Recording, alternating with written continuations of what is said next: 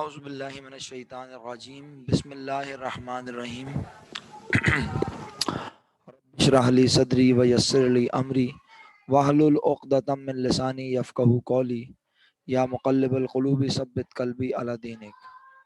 अस्सलामु अलैकुम व रहमतुल्लाहि व बरकातुहू। माय डियर स्टूडेंट्स, आज की क्लास में आपके लिए हम 2017 रेगुलर क्वेश्चन 3 की एडजस्टमेंट्स किस तरह से बनेंगी इसको प्लान करके आए हैं और इंशाल्लाह कोशिश करेंगे कि ये एडजस्टमेंट्स आपको कंप्लीट डिटेल के साथ समझाएं कि आखिर किस एडजस्टमेंट को किस तरह बनाया गया और उसकी क्या लॉजिक है।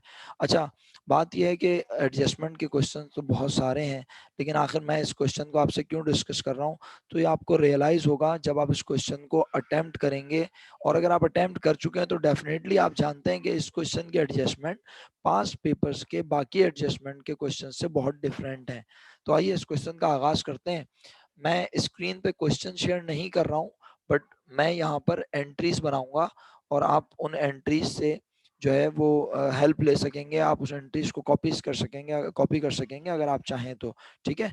बट क्वेश्चन जो है वो मेरे पास यहाँ स्क्रीन पे नहीं है, वो आप अपनी पास पेपर 5 ईयर में से क्वेश्चन आप देख सकते हैं, ठीक है। तो चलिए मैं क्वेश्चन पढ़ना शुरू करता हूँ और फिर one by one her entry को कॉन्सेप्ट के साथ आपके सामने एक्सप्लेन करूंगा। क्वेश्चन नंबर 3 है, 2017 रेगुलर है और इसमें हमें सबसे पहले उसने नेम ऑफ अकाउंट्स डेबिट और क्रेडिट में कुछ अमाउंट्स लिख के दी हैं और सवाल में एज सच कहीं कुछ ये नहीं बताया कि ये किस चीज़ का डेटा है, किस बिजनेस का डेटा है। और रिक्वायर्ड में डायरेक्ट उसने हमें कहा है कि आप एंट्रीज बना के दिखाइए जर्नल में to adjust the accounts under the following independent conditions. अब कुछ इंडिपेंडेंट कंडीशंस यानी हमें जर्नल में एडजस्टिंग एंट्री बनानी है। और अगर आप पास पेपर में देख सकें तो आपको 4 डिफरेंट केसेस नजर आ रहे हैं, ए बी सी डी। जब हम केस ए पढ़ रहे होंगे मेरे बच्चों तो हम बी को बिल्कुल भी नहीं देखेंगे, और जब बी पढ़ रहे होंगे तो हमें ए से कोई कंसर्न नहीं होगा कि ए में क्या हो चुका है, ए में कौन कैसा था, हमें इससे कंसर्न नहीं होगा, राइट। तो याद रहे कि यस्टरडे की क्लास में मैंने डिस्कस किया था 2010 9 और 11 के सवालात को। तो वहां पे जब मैं बना रहा था एडजस्टमेंट नंबर 10 तो मैं 9 को कंसिडर कर रहा था, जब मैं बना रहा था एडजस्टमेंट 7 तो मैं 6 को कंसिडर कर रहा था। But in this question we are not going to consider any adjustment which we have made before or after, right? When we will attempt case A we will only focus on case A। और फिर जब case B attempt कर रहे होंगे तो हमें इससे कोई कंसर्न नहीं होगा कि केस ए में क्या एडजस्टमेंट कौन सी बन चुकी है, राइट। अच्छा, अब पहली एडजस्टमेंट का डेटा पढ़ना शुरू करता हूं और आई होप कि आपको अल्लाह के हुक्म से जरूर समझ आएगा अगर आप भी अपने सामने 5 ईयर रख के पुरसुकून अंदाज में सवाल को पढ़ें और वर्ड टू वर्ड मेरे लेक्चर को सुने। दिसंबर 31 अनएक्सपायर्ड इंश्योरेंस ₹750, ये आपको बताया जा रहा है। और आमतौर पर जब सवाल में कहीं कुछ मेंशन ना हो कि बिजनेस कब शुरू हुआ और कब ईयर एंड हो रहा है, तो हमारी ये एजम्पशन होती है बच्चों के साल दिसंबर 31 को खत्म होता है।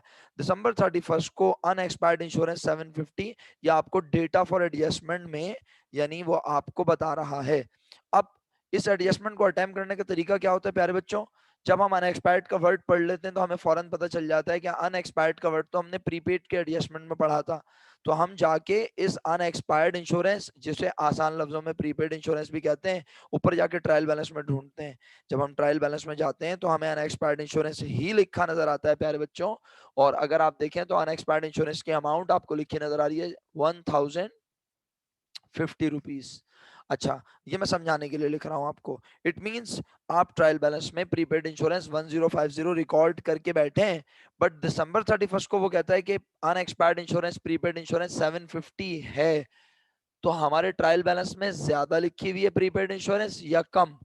यकीनन आपका जवाब होगा हमारे ट्रायल बैलेंस में प्रीपेड इंश्योरेंस ज्यादा लिखी हुई है और हमें प्रीपेड इंश्योरेंस को 750 बनाने के लिए प्रीपेड इंश्योरेंस को करना पड़ेगा कम।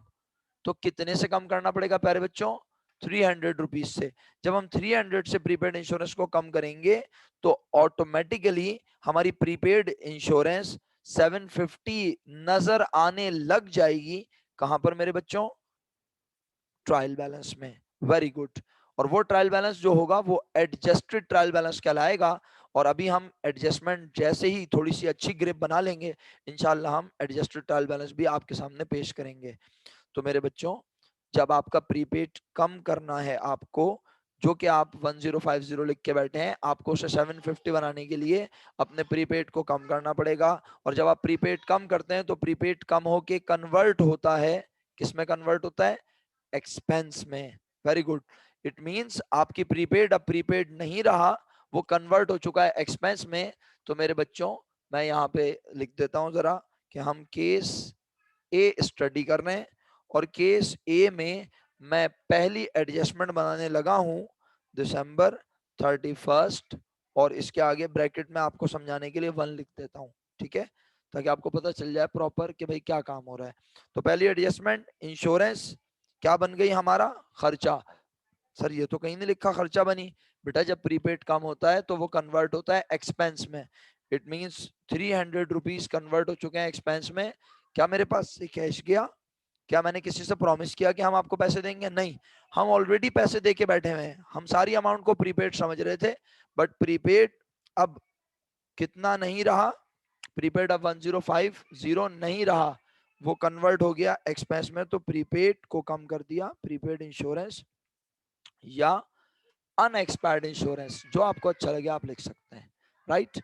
नरेशन में आप सब लोग माशाल्लाह बहुत चैंपियन है, तो मैं इस पर ज्यादा बात नहीं करूंगा। सिंपल नरेशन लिखेंगे, to adjust prepaid insurance. Right, आगे बढ़ते हैं। Number 2 adjustment.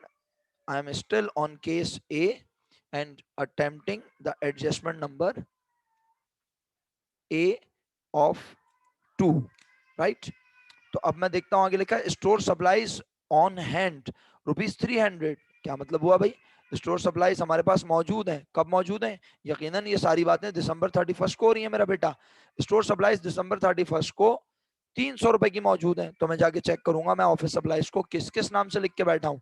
जब मैं ऊपर जाता हूँ तो मुझे ऑफिस सप्लाईज के नाम से भी नजर आती है, ऑफिस सप्लाईज एक्सपेंस के नाम से भी नजर आती है। स्टूडेंट कंफ्यूज होता है कि भाई आखिर किस से मैच करना है इसे। तो मेरा बेटा, जब वो आपको इंफॉर्मेशन में कह रहा है office store supplies on hand, तो बात ये है कि स्टोर सप्लाईज तो ऊपर तो ऑफिस सप्लाईज है, तो क्या मैं ऑफिस सप्लाईज से मैच कर दूं? अक्सर स्टूडेंट क्या करता है, वो ऑफिस और स्टोर के वर्ड में डिफरेंस नहीं रखता, जिसकी बिना पे एडजस्टमेंट गलत बना देता है। अगर हम ट्रायल बैलेंस को थोड़ा सा और ऊपर जाके देखें तो हमें वेरी फर्स्ट लाइन में स्टोर सप्लाईज एक्सपेंस और स्टोर सप्लाईज भी नजर आ गया। अब सर चलें, ये तो कंफर्म हो गया कि स्टोर सप्लाईज को स्टोर सप्लाईज से मैच करना है, बट स्टूडेंट कंफ्यूज होता है अगेन। वो कहता है सर स्टोर सप्लाईज को स्टोर सप्लाईज एक्सपेंस से मैच करूं या स्टोर सप्लाईज से? तो बेटा एडजस्टमेंट की लाइन पढ़ो और डिसीजन आपने ही लेना है, मेरी बात माननी नहीं समझनी है। देखो स्टोर सप्लाईज आप लिख के बैठे हो, 300 रुपीज मंथ एंड पर, ईयर एंड पर आपके पास होनी चाहिए। तो अब आप स्टोर सप्लाईज एक्सपेंस से अगर इसे मैच करोगे तो वो अमाउंट है जिसे आप अपना खर्चा कह चुके हो। और इसके अलावा जब आप देखते हो तो आपको पता चलता है स्टोर सप्लाईज भी लिख के बैठा हूं, तो स्टोर सप्लाईज से अब इसे मैच करोगे, एक्सपेंस से क्यों नहीं मैच करेंगे सर? क्योंकि एक्सपेंस तो वो अमाउंट है ना जिसे आप कह रहे हो आप कंज्यूम कर चुके हो। हाँ, अगर ऊपर स्टोर सप्लाईज लिखा हुआ ना होता, सिर्फ स्टोर सप्लाईज एक्सपेंस होता, तो फिर मेरी अप्रोच क्या होती? मैं कहता मैं खर्चा ज्यादा लिख के बैठा हूं और 300 की सप्लाईज तो अभी भी मेरे पास मौजूद है, फिर मैं कहता ये खर्चा नहीं बनी। देखिए, ये वो बातें हैं कि जो मैं ना भी करूं ना तो मेरा लेक्चर बहुत शॉर्ट हो जाएगा, बट ये इंपॉर्टेंट है हमारे लिए कि किसी भी एडजस्टमेंट को जाके मेरिट पे बनाया जाता है, किसी भी मर्जी से नहीं बनाया जाता। स्टूडेंट का पूरा राइट है कि वो बोले सर स्टोर सप्लाईज एक्सपेंस से क्यों नहीं मैच कर रहे। तो बात ये, स्टोर सप्लाईज एक्सपेंस से आज ज्यादा एप्रोप्रिएट नाम मौजूद है स्टोर सप्लाईज। तो सेम नाम को सेम नाम से मैच करेंगे, ये प्रायोरिटी होती है मेरा बेटा हमारी। लेकिन जब हमें ऊपर सेम नाम नजर ना आए तो फिर हम डिफरेंट नाम, different head of account, but हो वो उसी से रिलेटेड, लाइक ऊपर स्टोर सप्लाईज एक्सपेंस भी हो तो फिर उससे हम डिफरेंस लेते हैं कि हम ऑलरेडी एक्सपेंस रिकॉर्ड करके बैठे हैं। बट फाइनली हम देखते हैं कि हम स्टोर सप्लाईज 2800 रुपीज की लिख कर बैठे हैं, जबकि वो कहता है स्टोर सप्लाईज हमारे पास सिर्फ 300 रुपीज की मौजूद है। अब अगर 2800 के हम लिख के बैठे हैं तो क्यों लिख के बैठे हैं आखिर हम? क्योंकि हमने यकीनन 2800 की स्टोर सप्लाईज परचेज की होंगी। उसे हमने अपना एसेट समझा होगा, और ईयर एंड पर पता चला स्टोर सप्लाईज तो 300 की है, इसका मतलब है मैं स्टोर सप्लाईज इस्तेमाल कर चुका हूँ। कितने की मेरा बेटा? 2500 की। Very good. तो मैंने अपने पास स्टोर सप्लाईज एक्सपेंस लिखा और एक्सपेंस को बढ़ाया। क्यों? क्योंकि मैं स्टोर सप्लाईज यूज कर चुका हूं ना। अच्छा सर, वो जो पहले से एक्सपेंस लिखा है उससे हमारा कंसर्न नहीं है, मैंने आपसे कहा store supplies expense debit.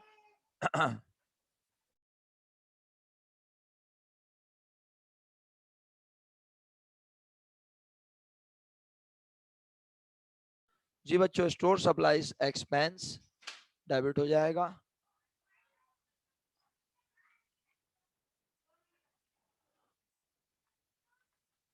Store supplies expense debit, और स्टोर सप्लाईज को मैं कम करूंगा ताकि वो मेरे ट्रायल बैलेंस में कम नजर आए, एडजस्ट होके नजर आए 300 की।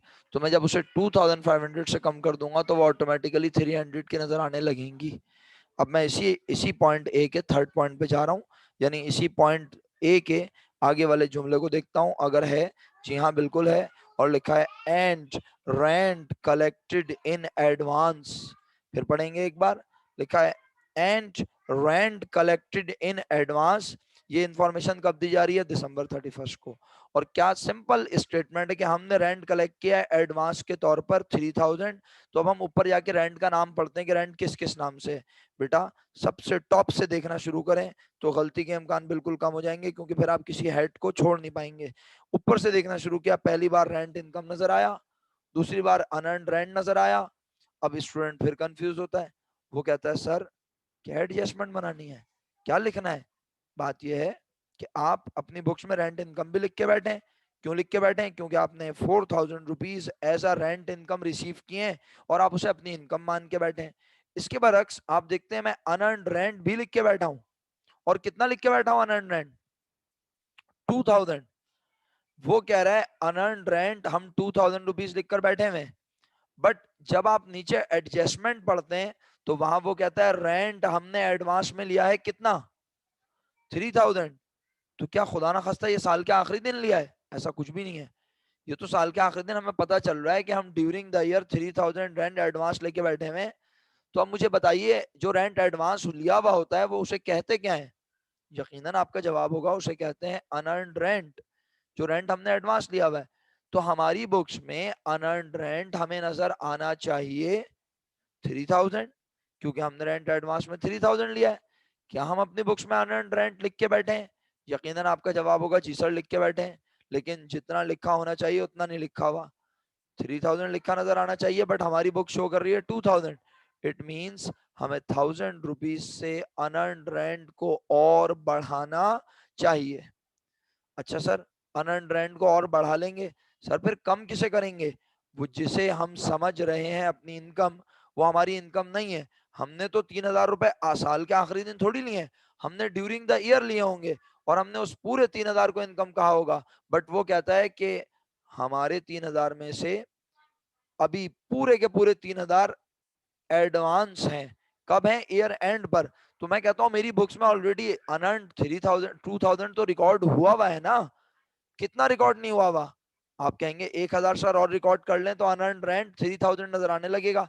मैंने कहा ओके, तो 1000 से अनअर्न्ड और रिकॉर्ड कर लेता हूँ। अनअर्न्ड की नेचर लाइबिलिटी, लाइबिलिटी रिकॉर्ड करने का मतलब बढ़ाना, लाइबिलिटी बढ़े तो क्रेडिट, तो अनअर्न्ड रेंट क्रेडिट हो जाएगा। तो क्या मैं अभी पैसे ले रहा हूँ कस्टमर से? क्या मैं टेनेंट से बोल रहा हूँ लाओ किराया दो? नहीं, मैं किराया ड्यूरिंग द ईयर ले चुका हूँ। तो मैंने कहा ठीक है भाई, रेंट में ले चुका हूँ, तो मैं उसे अनअर्न्ड रेंट क्रेडिट करूंगा और कहूंगा मेरा रेंट इनकम 1000 रुपीज से कम हो जाएगी।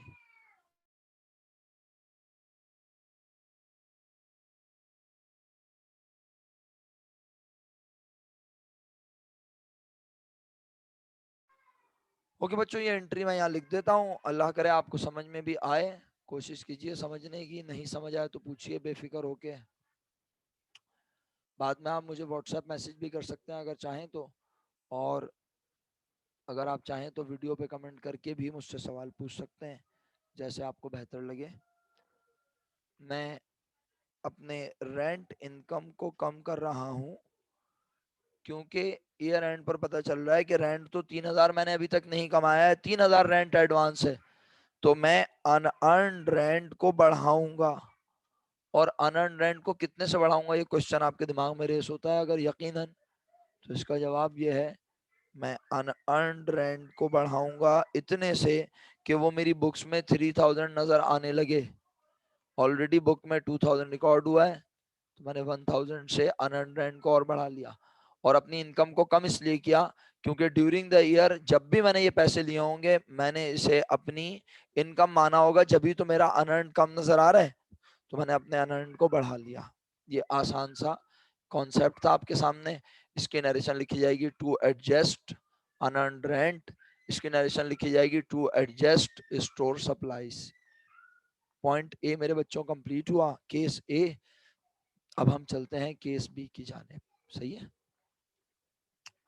Case B. चलिए मैं केस बी पढ़ना शुरू करता हूँ। अल्लाह के हुक्म से आपको जरूर समझ आएगा, नहीं समझ आए तो जरूर पूछेगा फौरन, ठीक है। चलिए, case B. On December 31 unexpired insurance 1200। बड़े इत्मीनान से ये मेक श्योर कीजिए कि वो आपको किस चीज की इंफॉर्मेशन प्रोवाइड कर रहा है। दिसंबर 31 को अनएक्सपायर्ड इंश्योरेंस मींस वो आपको प्रीपेड इंश्योरेंस के बारे में बता रहा है। वो कह रहा है प्रीपेड इंश्योरेंस साल के आखिरी दिन 1,200 रुपए है। अब आपको क्या चाहिए कि आप अपनी बुक्स को चेक करो ना, कि आप अपनी बुक्स में प्रीपेड इंश्योरेंस लिख के बैठे हो या नहीं। वैसे तो आपने अपनी बुक्स में इंश्योरेंस एक्सपेंस भी लिखा हुआ है। आज फिर कोई बच्चा बोले सर इंश्योरेंस एक्सपेंस से मैच कर लूं, जब आपको ईयर एंड पर पता चले कि आपकी इंश्योरेंस अनएक्सपायर्ड है और आपने सारी अमाउंट को एक्सपेंस समझा हुआ है, तो फिर आप एक्सपेंस को कम करके प्रीपेड रिकॉर्ड करते हो। But in this case you have already recorded unexpired insurance in your books as ₹1050, 1050। आप इंश्योरेंस ऑलरेडी प्रीपेड के तौर पे लिख के बैठे हैं, और वो कह रहा है ईयर एंड पर the unexpired insurance in your books should B ₹1200। हमारी बुक्स में 1,200 दिखना चाहिए प्रीपेड इंश्योरेंस, अनएक्सपायर्ड इंश्योरेंस। अब ये बात भी दिमाग में रहे कि हम ए पॉइंट, केस ए बिल्कुल भी नहीं देख रहे, हम केस बी पढ़ रहे हैं और हम ट्रायल बैलेंस देख रहे हैं बस। तो मेरा बेटा अनएक्सपायर्ड इंश्योरेंस 1,200 बनाने के लिए, अनएक्सपायर्ड इंश्योरेंस लिख के दिखाने की कोशिश करते हैं आपको यहाँ। अनएक्सपायर्ड इंश्योरेंस 1,200 बना के दिखाने के लिए मुझे ये देखना पड़ेगा कि मेरी बुक्स में अनएक्सपायर्ड इंश्योरेंस पहले से है। जी सर है। कितनी है पहले से? 1050। मैं इसमें से इसे माइनस करके डिफरेंस निकालता हूँ 150। इसका मतलब है मैं 1050 को अगर 1200 बनाना चाहता हूं तो मुझे उसको 150 से बढ़ाना पड़ेगा। किससे बढ़ाना पड़ेगा मेरा बेटा? आपका जवाब होगा sir prepaid. Unexpired prepaid insurance को। बिल्कुल सही मेरा बेटा, बिल्कुल सही फरमाया आपने। तो मैंने यहाँ लिख दिया 1, केस बी का 1, अनएक्सपायर्ड इंश्योरेंस। सही है। और सर जी सर बेटा, मुझे एक चीज पूछनी थी। फरमाइए। सर आपने सर आपने जब ये समझाया था एक्सपायर्ड एंट्रीज, तो आपने कहा था कि हमें प्रीपेड यानी है, तो हमें जब हम वर्कशीट बनाएंगे तो हमें आसानी रहेगी, मतलब हमें पता होता हर चीज प्रीपेड प्रीपेड है। तो जी सर जी मैं ये जी, पूछूं, मतलब प्रीपेड ही लिखना चाहिए, मतलब अनएक्सपायर्ड मतलब बहुत अच्छा सवाल है ना आपका, लिखे? बहुत अच्छा सवाल है। आप जवाब समाप्त फरमाइए। बात यह है कि जब आपको क्वेश्चन में जिस नाम से अकाउंट दिया हुआ है, मशवरा यह है कि आप वही नाम लिखें, ये बेस्ट ऑफ द बेस्ट है। सही है। तो मुझे यहाँ पर प्रीपेड ओके सर। इंश्योरेंस के बजाय अनएक्सपायर्ड इंश्योरेंस से लिखना चाहिए, ये ज्यादा आइडियल होगा। लेकिन क्योंकि इस सवाल की मोमिना मेरा बेटा इस सवाल की यस। वर्कशीट है ही नहीं, तो इसलिए मैं जरा गैर मोहतात तरीके से लिख रहा था, लेकिन मैंने आपकी फरमाइश पे यहाँ पे वही नाम लिख दिया है जो आप चाह रही थी। आई होप आपको मेरी बात ओके समझ आ गई। सर। मैं आगे बढ़ रहा हूँ। यस। अनएक्सपायर्ड इंश्योरेंस बढ़ानी है 150 से बढ़ा दी, और 150 से इंश्योरेंस एक्सपेंस को कम किया, क्योंकि मैं अपनी बुक्स में सारी अमाउंट को इंश्योरेंस एक्सपेंस भी समझ के बैठा हूँ। और वो कहता है कि इंश्योरेंस आपकी अभी 150 से एक्सपायर नहीं हुई है, इसका मतलब है 150 से इंश्योरेंस को और बढ़ाओ और खर्चे को कम करो। Now we are going to discuss the second part of adjustment B, कि लिखा है एंड अनअर्न्ड रेंट। कब बता रहा है ये बात भी मेरा बेटा? दिसंबर 31, साल के आखिरी दिन। क्या बोल रहा है? अनअर्न्ड रेंट 1500 है।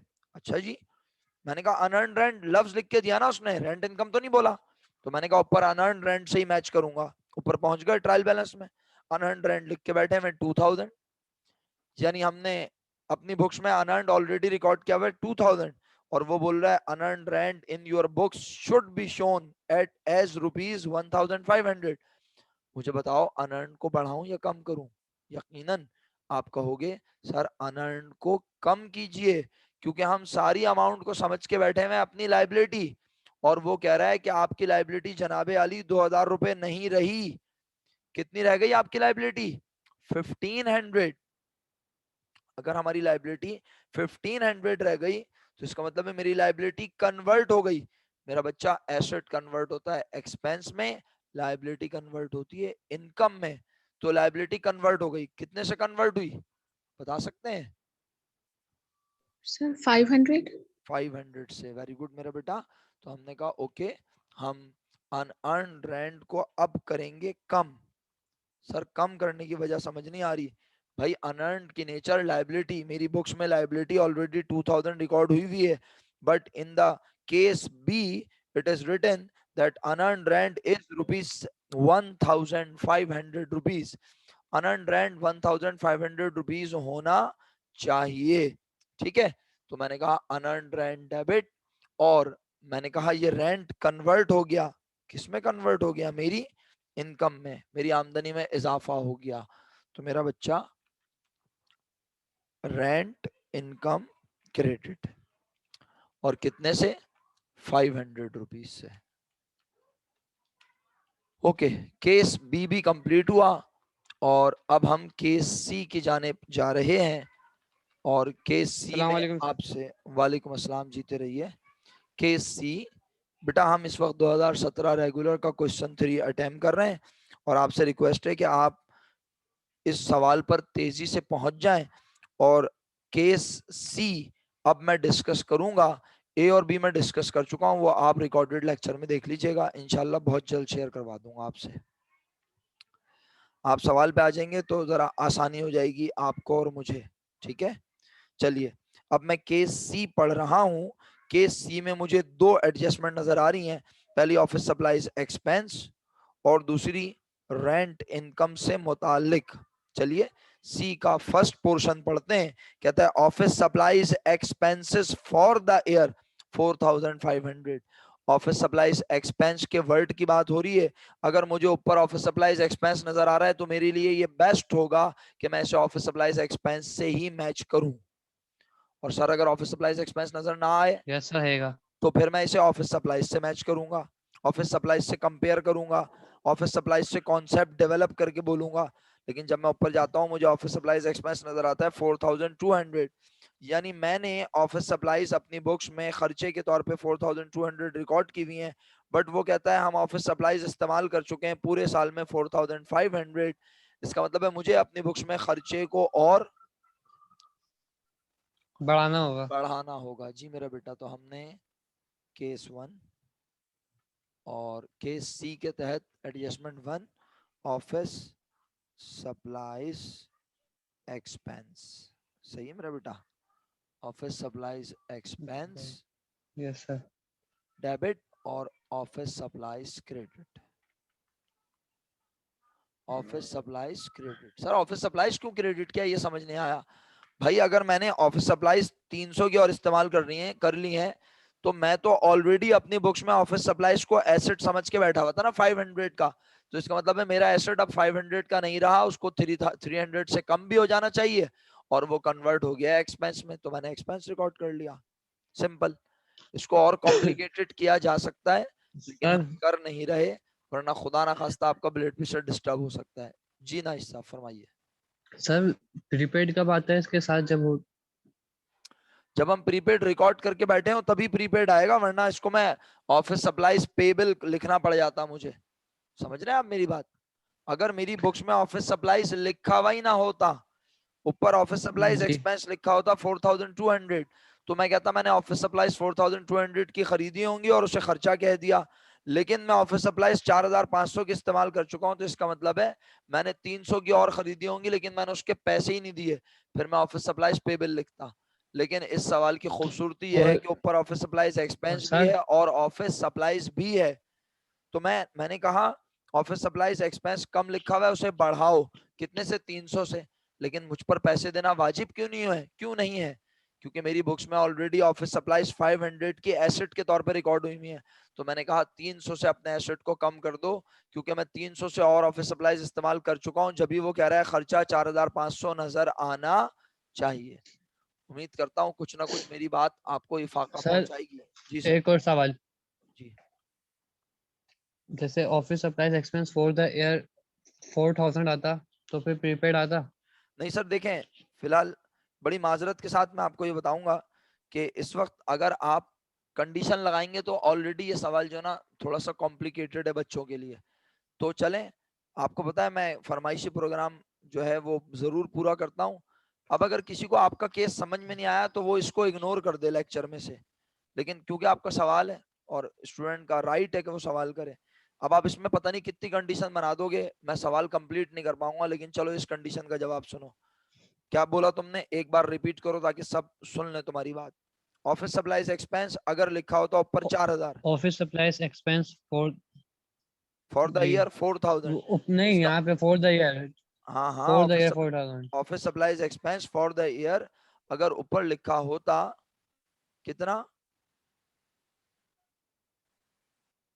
ऊपर 42 ही रहता, नीचे कम होता, फॉर द ईयर पे 4000 आता। तो बोल, मैं भी तो यही अर्ज कर रहा हूँ जो आप कह रहे हैं। Office supplies expense for the year ₹4000 लिखा होता अगर। अलीहा रिजा ने ज्वाइन कर लिया क्लास, आपसे रिक्वेस्ट है, मैं इस वक्त 2017 रेगुलर क्वेश्चन 3 केस सी की सेकंड एडजस्टमेंट बना रहा हूं। आप केस सी पे आ जाएं। और इसमें नाइस साहब ने, नहीं बल्कि सेकंड नहीं बना रहा, अभी पहली वाली ही बना रहा हूं, और नाइस साहब ने एक कंडीशन लगा दी है, वो कंडीशन डिस्कस कर रहा हूं नाइस के साथ। आप लोग जल्दी से हमारे साथ लेक्चर में शामिल हो जाएं। Office supplies expense for the year 5 year में लिखा है 4500, ऊपर लिखा हुआ है ऑफिस सप्लाईज एक्सपेंस 4200। मैंने खर्चे को बढ़ाया और अपने ऑफिस सप्लाईज को कम कर लिया, अपने एसेट को कम कर लिया। अब नाइस साहब ने कंडीशन लगाई, सर अगर ऊपर ऑफिस सप्लाईज 4200 ही लिखा हो, लेकिन नीचे केस नंबर सी में लिखा हो office supplies expense for the year ₹4000, अगर वो बोले खर्चा 4000 साल का है और हम खर्चा लिख के बैठे हैं 4200, तो फिर हमें खर्चे को क्या करना होगा नाइश, अब आप ही बोलिए। नहीं बोलेंगे कम तो कोई करना बात, होगा, कम बढ़ाना होगा, बल्कि बढ़ाना होगा। क्यों बढ़ाना होगा प्यारे भाई? ट्रायल बैलेंस में 4200 लिख के बैठे हैं आप, और आप खुद ही बोल रहे जी हैं जी जी, एडजस्टमेंट में वो 4000 कह रहा है, तो मैं खर्चे को और बढ़ा लूंगा? कम करना होगा, सॉरी है, तो ऐसे ना करें ना, कम बढ़ाना और करेंगे। कम करना ये कोई के ही थोड़ी है कि बिजली का बिल है बढ़ा लो कम कर लो। सर हाँ समझ के बोले ना प्यारे भाई। तो ₹4000 अगर आपकी सही है एजम्पशन के सर। मुताबिक एडजस्टमेंट में बताए गए तो मैं खर्चे को 200 से कम करूंगा। फिर एंट्री चेंज हो जाएगी, एंट्री बनेगी ऑफिस सप्लाईज एक्सपेंस क्रेडिट 200। और मैं कहूंगा कि अगर मैंने अपनी खर्चे को कम किया तो इसका मतलब है मेरे पास अभी भी 200 की सप्लाईज मौजूद हैं जो मैंने इस्तेमाल नहीं की। तो फिर मैं सप्लाईज को बढ़ाऊंगा, ऑफिस सप्लाईज डेबिट करूंगा, ये एंट्री रिवर्स हो जाएगी, office supplies debit, office supplies expense credit ₹200 से। अल्लाह करे आपको बात समझ आ गई हो। ये सवाल कंडीशनल क्वेश्चन था नाइस का, मैंने जी जवाब दे दिया। जी, आगे। अब मैं सी पार्ट, सी केस के सेकंड जुमले को पढ़ने लगा हूं। आगे लिखा है and rent income earn but not yet receive. इतना सिंपल स्टेटमेंट है, ये तो आपको वैसे ही समझ आ जाना चाहिए, लेकिन अगर नहीं आया तो मैं आपको समझाने की भरपूर कोशिश करूंगा। लिखा है एंड रेंट इनकम अर्न, क्या मतलब होता है इसका? और रेंट की इनकम हम कमा चुके हैं, बट नॉट येट रिसीव, लेकिन अभी हमें मिली नहीं है। अच्छा एक काम करते हैं, क्योंकि हम ऊपर जाने के आदी हैं हर मर्तबा, तो आज भी हम ऊपर जाते हैं, रेंट का लफ्ज ढूंढते हैं। पहली बार रेंट इनकम के नाम से नजर आया, अमाउंट है 4000। ये कौन सा रेंट है? ये वो रेंट है जो हम ले भी चुके हैं और उसे समझ के बैठे हैं अपनी इनकम। अच्छा, तो सर एडजस्टमेंट में कौन सा रेंट है? वो रेंट है जो हम कमा तो चुके हैं लेकिन अभी तक मिला नहीं है। तो इसका मतलब है एडजस्टमेंट वाली रेंट इनकम जो मिली नहीं है उसका इससे कोई ताल्लुक इसलिए नहीं है क्योंकि ट्रायल बैलेंस में जो रेंट इनकम लिखी है ये वो है जो हम ले चुके हैं, तो इसलिए उस रेंट इनकम को इस रेंट इनकम से मैच नहीं करूंगा।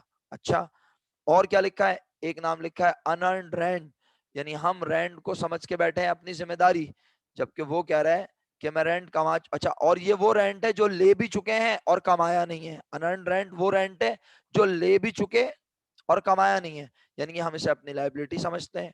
जबकि एडजस्टमेंट में बोल रहा है कि भाई रेंट इनकम हमने कमा तो ली है लेकिन अभी मिली ही नहीं है, तो इसका मतलब है हम पर रेंट लेना हो गया वाजिब, हमारे पास रेंट लेने का राइट आ गया।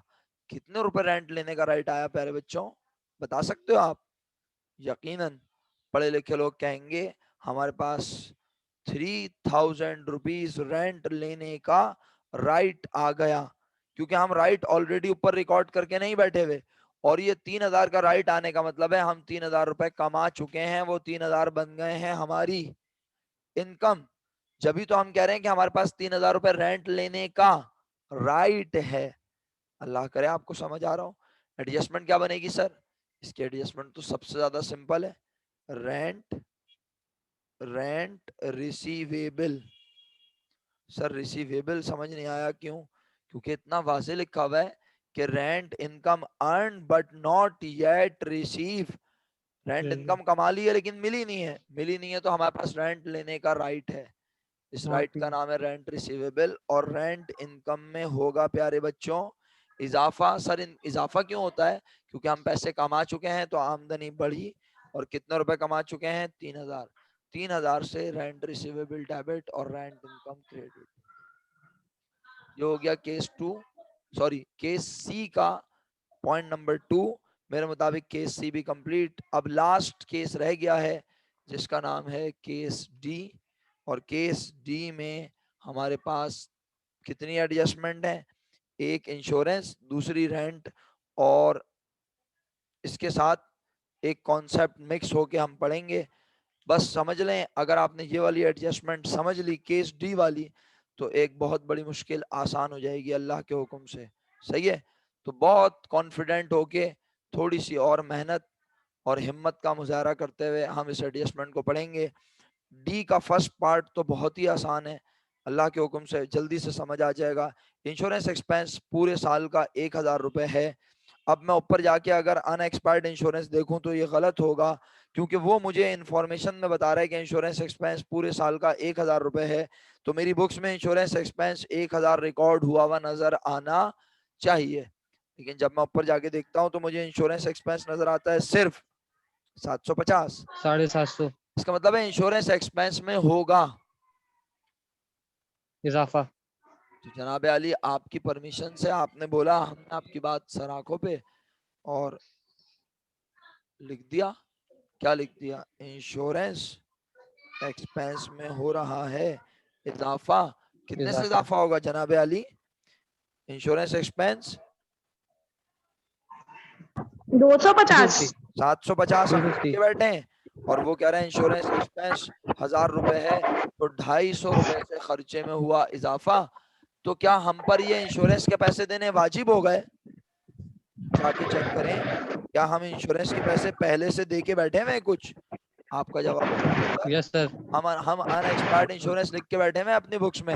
सर अगर ये ना लिखा होता तो मैं 100% इंश्योरेंस पेबल क्रेडिट करता, लेकिन जब मैं सवाल में देखता हूँ कि मेरे पास तो आज इंश्योरेंस अनएक्सपायर्ड के नाम से समझ मौजूद है। नहीं आया, फिर से बोलिएगा। सर मैं कह रहा हूँ अगर ऊपर अनएक्सपायर्ड इंश्योरेंस ना होता, आपकी आपकी ख्वाहिश पूरी कर रहा हूँ, अगर ऊपर अनएक्सपायर्ड इंश्योरेंस ना होता, अरे पक्का ले रहा हूँ। माइक शोर मचा रहा है बहुत किसी का। भाई किसका माइक अनम्यूट हुआ हुआ है, प्लीज म्यूट कर दे।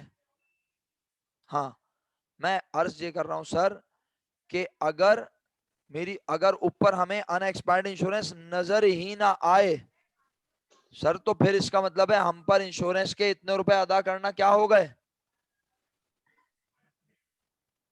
वाजिब। लेकिन ऊपर मुझे अनएक्सपायर्ड इंश्योरेंस नजर आ रहा है, इसका मतलब है मैं पहले से भी कुछ पैसे दे के बैठा हूं, जिसे मैं समझता हूं यस अपना सर। एसेट, तो अब मैं कहूंगा अगर मेरा खर्चा हो गया तो मेरा एसेट यकीनन होगा, क्या होगा?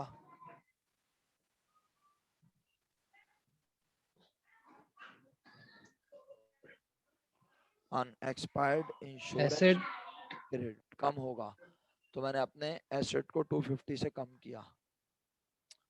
One adjustment complete. Second adjustment बिल्कुल डिफरेंट है, आपकी मैक्सिमम तवज्जो होगी तो समझ आएगी, वरना पहले से बता रहा हूं ये सेकंड एडजस्टमेंट इंतहाई डिफरेंट एडजस्टमेंट है केस डी की। पूरी जान मार के इसे समझिएगा, अल्लाह ने चाहा इंशाअल्लाह आपको जरूर समझ आएगी। मैं पूरी कोशिश करूंगा कि कहीं कोई रट्टाफिकेशन का फैक्टर ना आए, बल्कि आपकी इन्वॉल्वमेंट रहे। Rent earn during the year 6500, rent कमा लिया साल के दौरान 6500 रुपए। अच्छा, रेंट कमा तो लिया, क्या आगे ये लिखा है कि मिला नहीं? लिखा तो है लेकिन कुछ डिफरेंट अंदाज से। Of which 1000 is still receivable. अब खुदारा इसका तर्जुमा समझो, इसका तर्जुमा करो, मेरी बात मानोगे तो फायदा, सौदे का फायदा नहीं होगा, नुकसान का सौदा होगा।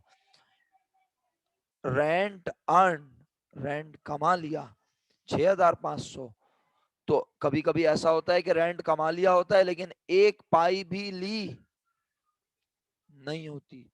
और कभी ऐसा भी होता है कि पैसे ले चुके होते हैं लेकिन कमाया एक भी रुपया नहीं होता, तो हम उसे अनअर्न्ड रेंट के नाम से लिख के बैठे होते हैं। जाओ ऊपर जाके तसल्ली करो, वो कह रहे हैं रेंट तुम कमा चुके हो साल के दौरान 6500, तो क्या तुम रेंट के नाम से कोई अकाउंट लिख के बैठे हो? आपने बोला जी सर लिख के बैठे हैं। एक तुम लिख के बैठे हो रेंट इनकम 4000, एक लिख के तुम बैठे हो अनअर्न्ड रेंट 2000, जबकि वो कह रहा है रेंट तुम कमा चुके हो साल में कितना, 6500। अगर तुम 6500 रुपए रेंट कमा चुके हो तो तुम्हारी income, rent income trial balance में कितनी नजर आनी चाहिए? रेंट इनकम को, रेंट अर्न को रेंट इनकम से ही मैच करूंगा ना, अनअर्न्ड से थोड़ी मैच करूंगा। तो मेरी बुक्स में अनअर्न्ड रेंट इनकम जो मैं कमा चुका हूँ, 6000। 6000 क्यों, 6500 है भाई, पूरा पढ़ो। जी जी 6500। 6500 मेरी ट्रायल बैलेंस में रेंट इनकम नजर आनी चाहिए। अब जब मैं जाके देखता हूं तो मेरे ट्रायल बैलेंस में रेंट इनकम कितनी लिखी हुई है? 4000। तो 4000। मैंने कहा रेंट इनकम को तो लाजमी क्या करूंगा, बढ़ाएंगे, और इनकम बढ़े तो हमेशा क्रेडिट होते हैं। रेंट इनकम, प्यारे बच्चों क्रेडिट में लिख दिया। कितना लिखूं? 2000। 2500।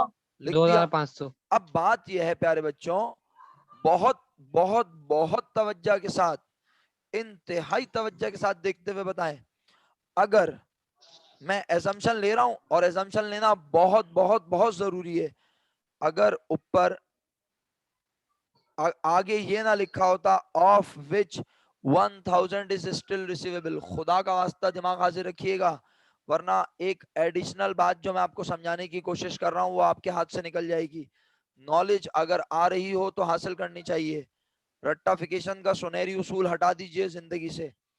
आज सब बच्चों को बस अंग्रेजी नजर आई क्या, rent earn during the year 6500, full stop, आगे कुछ भी लिखा नजर नहीं आ रहा। तो मैंने कहा भाई मैं रेंट 6500 कमा चुका हूँ, मेरी बुक में रेंट इनकम 4000 लिखी है, इसका मतलब है 4000 तो मैं ले चुका हूँ, उसे इनकम भी कह चुका हूँ। कितने रुपए को इनकम नहीं कहा, 2500 को, तो इनकम तो 2500 से बढ़ा ली। अब अगर मुझे ट्रायल बैलेंस में अनअर्न्ड रेंट नजर ना आता, कौन नजर ना आता, अनअर्न्ड रेंट, तो यकीन करो मैं रेंट रिसीवेबल डेबिट में लिख लेता। क्या लिख लेता? Rent receivable. सही है, क्यों लिख लेता? कह भी रहा हूं जब मुझे अनअर्न्ड रेंट ट्रायल बैलेंस में नजर नहीं आता तो मैं रेंट रिसीवेबल लिख लेता 2500। लेकिन जाओ जाके चेक करो, तुम्हें अनअर्न्ड रेंट नजर आ रहा है? यस सर नजर आ रहा है। खुदा का वास्ता मैं अभी भी यही जुमले पे कायम हूं, हमें of which 1000 is still receivable नजर नहीं आ रहा। मैं अभी आपको डिफरेंट एंट्री बना के दिखाऊंगा। जो ओरिजिनल एंट्री बननी चाहिए वो नहीं बना रहा जानबूझ के, क्योंकि मैं चाहता हूं आप हर एंगल से समझें। मैं आखिरी बार समझाने के लिए बोल रहा हूं। मुझे एडजस्टमेंट नजर आ रही है, rent earn during the year 6500 full stop, इसके बाद कुछ नजर नहीं आ रहा। और अब ऊपर ट्रायल बैलेंस में मुझे अनअर्न्ड रेंट नजर आ रहा है। अगर नजर नहीं आता तो सिंपल एंट्री थी 2500, लेकिन मुझे अनअर्न्ड रेंट नजर आया तो मैं कहूंगा मेरा अनअर्न्ड अब अनअर्न्ड नहीं रहा।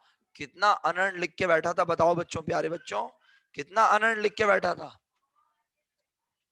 2000। तो मैं अनअर्न्ड रेंट को पूरे 2000 से कम कर देता और कहता अनअर्न्ड रेंट 2000 बन गया मेरी इनकम, लेकिन मेरी इनकम तो 2500 रुपए बनी है। तो फिर मैं कहता अगर 2000 मेरी इनकम बनी है और इनकम में इजाफा हो रहा है 2500, तो इसका मतलब है 500 रुपए मेरे पास क्या है?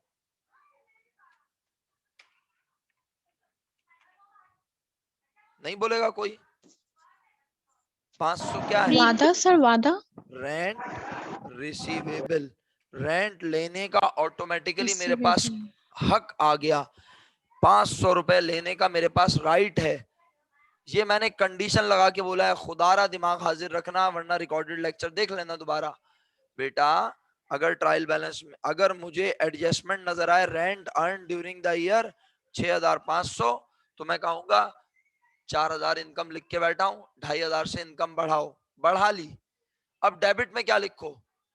क्योंकि अनअर्न्ड रेंट ऑलरेडी बुक्स में लिखा हुआ है, मैं 2000 को अपनी जिम्मेदारी समझता हूं और वो कह रहा है अब जिम्मेदारी कन्वर्ट हो गई इनकम में, तो पूरी जिम्मेदारी को इनकम बना दिया। लेकिन इनकम में इजाफा 2000 से तो नहीं हो रहा, इनकम बढ़ रही है 2500 से। तो 500 रुपए और मैं कमा तो चुका हूं, लेकिन वो मैंने अभी लिए ही नहीं है। तो रेंट रिसीवेबल 500 रुपए आता, ये एंट्री बनती, ये एंट्री बनती, इसको राइट कर देते हैं। कब? when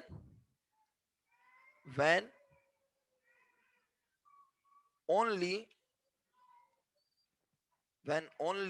rent earned rupees 6500 given। और ऊपर ट्रायल बैलेंस ऐसे ही होता। सही है? मैं आ रहा हूं ओरिजिनल सवाल पर, और मुझे पूरा भरोसा है अल्लाह की जात से कि तुम देखना, तुम मुझे एंट्री सुनाओगे इंशाल्लाह। अब मैं क्वेश्चन के मुताबिक एंट्री अटेम्प्ट करने लगा हूं। हम रेंट इनकम 6500 रुपए कमा चुके हैं, मैं एडजस्टमेंट पढ़ रहा हूं बच्चों, जिसमें से ऑफ विच का मतलब होता है जिसमें से 1000 इज स्टिल रिसीवेबल। मैंने कितने रुपए टोटल कमाए हैं? 6500। 6500 में से मैं कितनी इनकम ऑलरेडी लिख के बैठा हूं? आप बोलोगे सर हम इनकम लिख के बैठे हैं मैं ऑलरेडी 4000, इसका मतलब इनकम को बढ़ाऊं। जी सर इनकम को बढ़ाइए, कितने से बढ़ाऊं?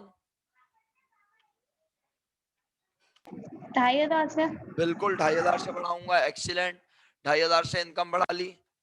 अच्छा अब 2500 से इनकम तो बढ़ा ली, लेकिन मसला ये है 2500 से इनकम तो बढ़ा ली प्यारे बच्चों, लेकिन मसला ये है कि क्या अब 2000 से अनअर्न्ड रेंट डेबिट करूं? नहीं, वो बोल रहा है इसमें से कितने रुपए मेरे पास लेने का राइट है?